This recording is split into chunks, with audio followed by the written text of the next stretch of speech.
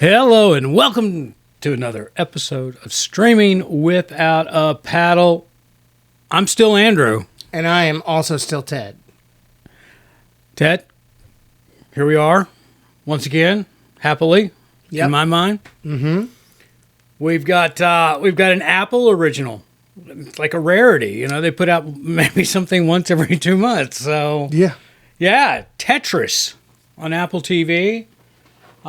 Forget the runtime on this one. It was like an hour 50. Yeah, it seemed quicker. Like yeah, it was a good old fashioned kind of movie. I mean, it was enjoyable. It stars Taron Egerton. Yes, Kingsman, Rocketman star, Nikita. For me, Bob. I don't know. Good luck. Yeah, go for it. Right. On all these real deal Russians. Yeah, a lot of foreign actors in this. So we're probably just going to stick with Taron Egerton and Toby Jones was in this. Also from Captain America, short scientist guy. Also from the Harry Potter movies. Anyway, it is in a nutshell. Let me take this. I mean, if you want, I can. Go ahead. It is the story of the gaming rights for the game Tetris and the arcade distribution, the eventual Game Boy distribution, and the home computer rights. Yeah. Which you would think sounds boring. And console. But you think sounds boring, which I did. I did not want to watch this. And 15 minutes in, I was transferred back to time traveled to 1989.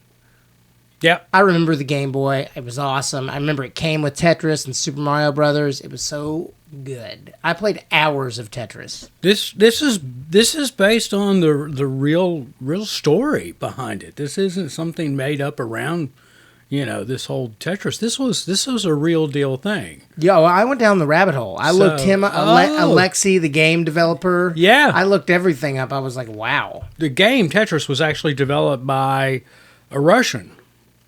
And he worked for the government doing computer work at something. But, in that time frame, when you were Russian, it was the Communist Party, and it was everything was owned by the state.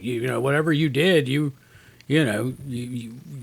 was created and controlled by the state, basically. So this guy Alexey created this game, yet the state was negotiating. The government was negotiating to sell the licensing out to this thing, and as you can imagine, that was just, a real upside down, jump a lot of hurdles and go through a lot of holes and to get this thing done. But it was a very compelling story. Not a slow minute.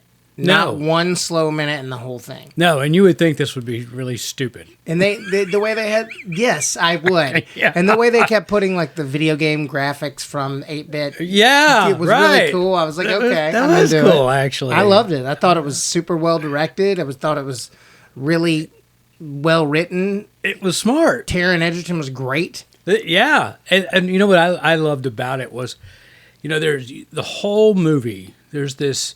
Well, Taron Egerton is the owner of a gaming company, and they make games, and they tried to sell them. And long story of the short is he went to Vegas for a gaming conference to kind of sell the games. It's probably they go to a trade show, and sell their games. And that's where he came across Tetris, and his game company wants to purchase the rights to it. And so he does, at least he thinks he does, purchase it, because it gets real sketchy of who actually owns what. It's honestly almost without us having like a Venn diagram able to explain to you exactly who has what rights at what point. Yeah. It's such a mix. That's what's so interesting about it. It's such a mixed bag because partially they're just illegally doing things, and then it's very interesting. Well, and to throw the twist into it, because when it first came out, they basically looked at two places you could do this, arcade and computer. Well, Nintendo threw a big loop into the whole situation because at the time Tetris came out was the time they had developed the Game Boy. They hadn't released it yet. So, okay, who has the rights to this game Tetris for handheld? What? Right. Because there's no other handheld out there. It was going to be the first to market. And so it was like, okay, let's go back to the original people. And the original people was a group out of London. I forget their name. They were like a media, media conglomerate. Media conglomerate that was just as crooked as they come, and was bankrupt and had no money. And of course, the only person that knew that was the father, the owner of the company, whose son headed up their gaming division, and he had no clue that the company was insolvent.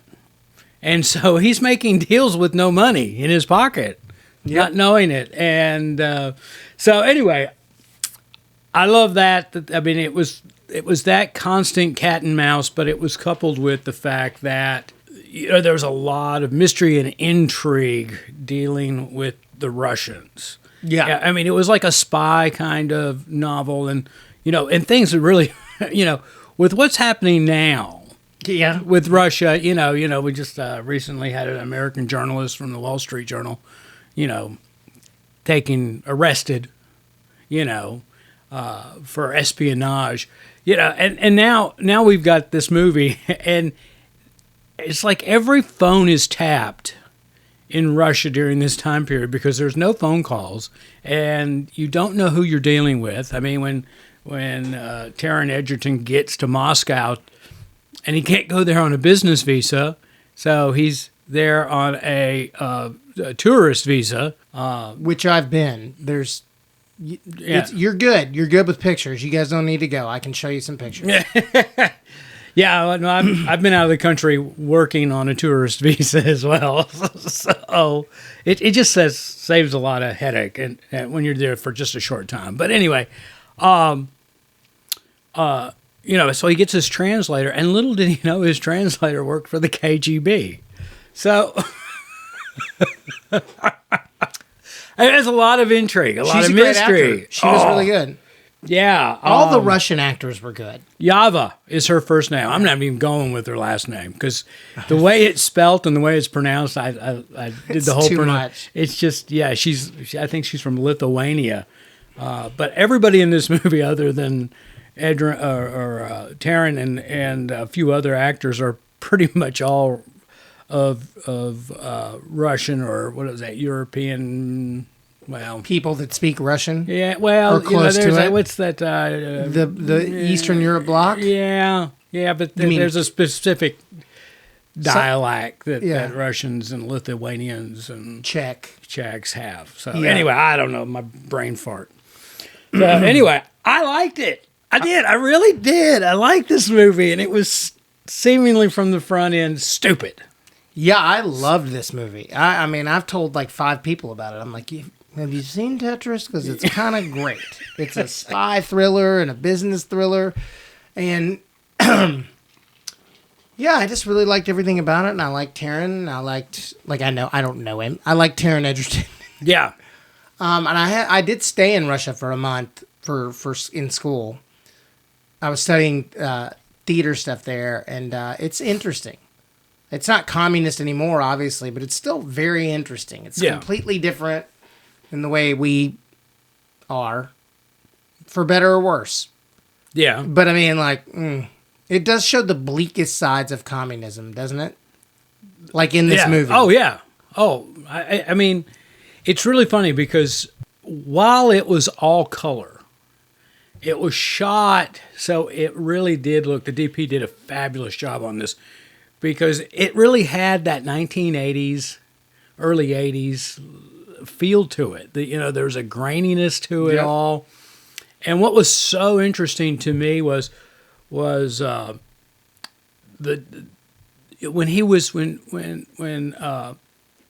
Taron was anywhere and everywhere but Russia, it was just full grainy color.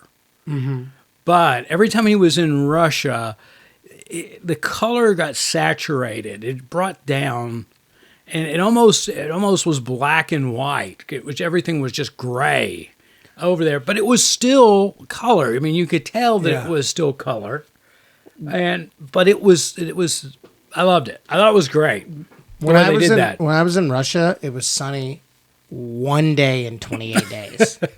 One day. Oh, that would have killed me. And it didn't get dark till like 10:30 at night, and it was light again at 5 in the morning. So all our rooms just had the pull down shades. But it was very interesting being gray for 27 days. So you were there in the summer? We were there late in summer? April. April, really? Late April, early May. That much light in April. There's a lot of light. Okay. That's wow. Yeah, I have no interest in going to Russia. Not right now. You know, maybe if there's a change over there, or you know, if you're not walking down the street and there's people know you're American, you're going to be yanked up. You do not want to be American. When I was there, I was there after 9/11, like when it was like, hey, we're behind America. Everybody's, you know, and they did not. I got yelled at multiple times, stupid Amerikanski. And I was like, this place is fun. Let's go home. Yeah, I was in France working there, and I had a French fixer. Which is kind of like an assistant or somebody, you know, translator, did everything, you know. Anyway, I've been there for 3 or 4 days, and I had about all the rudeness I could take. And so we're sitting at dinner one night, and I'm like, oh my goodness, we can't remember his name off the top of my head here. I asked him, I said, why do you guys just hate us? Why? And he goes, because you people work all the time. Yeah, that was a poor French accent. Yeah, it was good. Was it? No, I don't know. I can't. Hello. Because you work all the time. My friend. There's no relaxation. My name is Ted, and I'm from France. I can only do like ridiculous cartoon version. Oh, it was really funny because after we finished filming in France, we went to Spain. And Sergio was my right hand man over there. Juanma was the chief fixer for all our Spanish guys, and I got the biggest kick, and I was just like shocked. They brought my French fixer to Spain for a real heavy day of work that we had going on, and I was just like, Ludovic, that was his name, Ludovic, and I was just like, no, I'm not doing this again. I'm not living the horrors of France. Sorry. I was like telling my co-producers there, field producers, oh yeah, Ludovic's great. You want him. I wanted nothing to do with Ludovic at that point.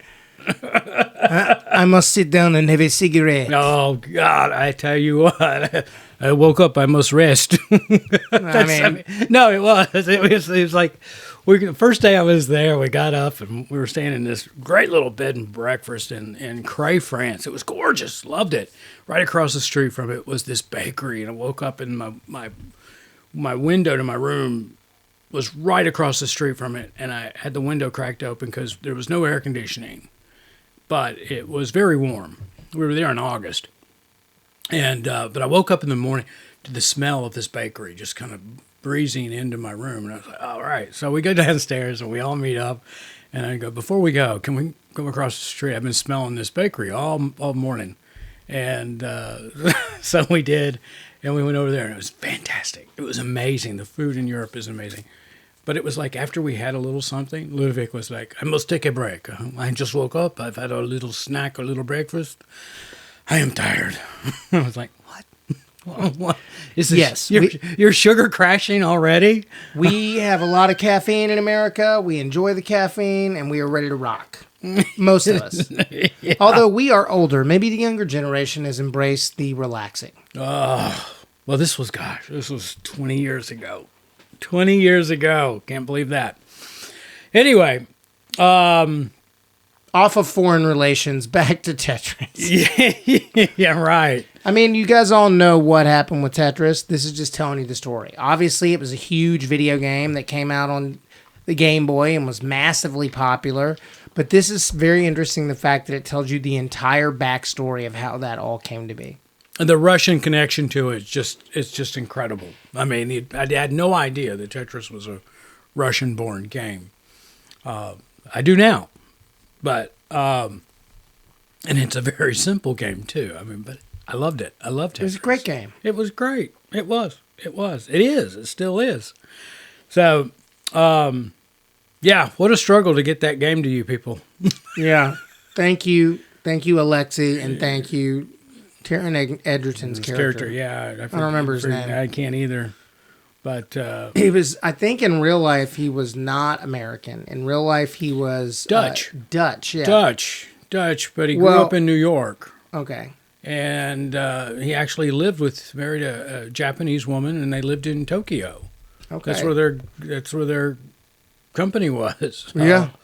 And that was one reason he was able to get into Russia so quickly, was because he didn't have an American passport. He had a Dutch passport. Remember that? Yes, that's true. Yeah. So got away with that. That wouldn't have worked. He did not read as Dutch, as his character did not, besides having a Dutch passport. Right. He read like he was talking very American. Hey. Well, he grew up. Yeah. I grew up in New York. This is how we talk in New York. You know, I like Taron. I do too. As an actor. I mean, that was a real. Yeah, my first exposure to him was, I guess, in the Kingsman series. That was my first big exposure to him. And then he did Rocketman. Still haven't seen that. You haven't? That is just bizarre. That came on the heels of, the Queen biopic. Yeah. So it's Bohemian Rhapsody. That was the name of it. Was that the name of it? Yeah. The Queen. Okay. Yeah, it came on. It came out after that, and of course, two British groups. And Taron played Elton John, and it was really kind of a psychedelic movie in the sense of the way it was put together. But anyway, that was an incredible acting job at that point. That was kind of one of those movies that, okay, you're taking on this role. This is going to take a serious actor to be able to pull this off. And, just hadn't seen him in the Kingsman. Matter of fact, I don't know if the second Kingsman was out before he did Rocketman. Eddie the Eagle was. He went for it in Eddie the Eagle. I didn't see Eddie the Eagle. At least I don't think so. So it might have. He really goes for it. Did he go do a good job? I think that the real Eddie probably thought that he made him seem a little more goofier than he is. Uh-huh. Because I've seen a real interview. Right. But he did it. He did the mannerisms. He did the thing. Okay. No, I didn't see that, but he was really good in Rocketman. I mean, that was a tough character to pull off. I'll check it out. You should. All right, guys.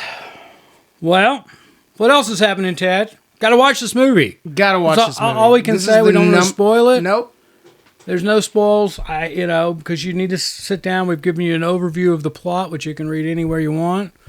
But I was utterly shocked. That was the thing. When we pulled this one out of our hat, we said, all right, let's watch Tetris. Yeah. It's an Apple show, It's very rare that they put out something. And then here it was. And I went in there with very low expectations. And now I'm going, holy crap, that was really good. Yeah, let's give it a score. Yeah.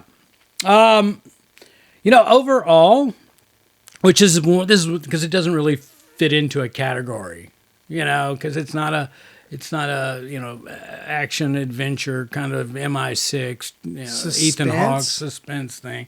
It's not a Jason Bourne thing, even though it has that kind of espionage kind of feel to it. So I don't know what category this would fall into other than a drama. Probably just that. So I'm going to just go in a single overall category.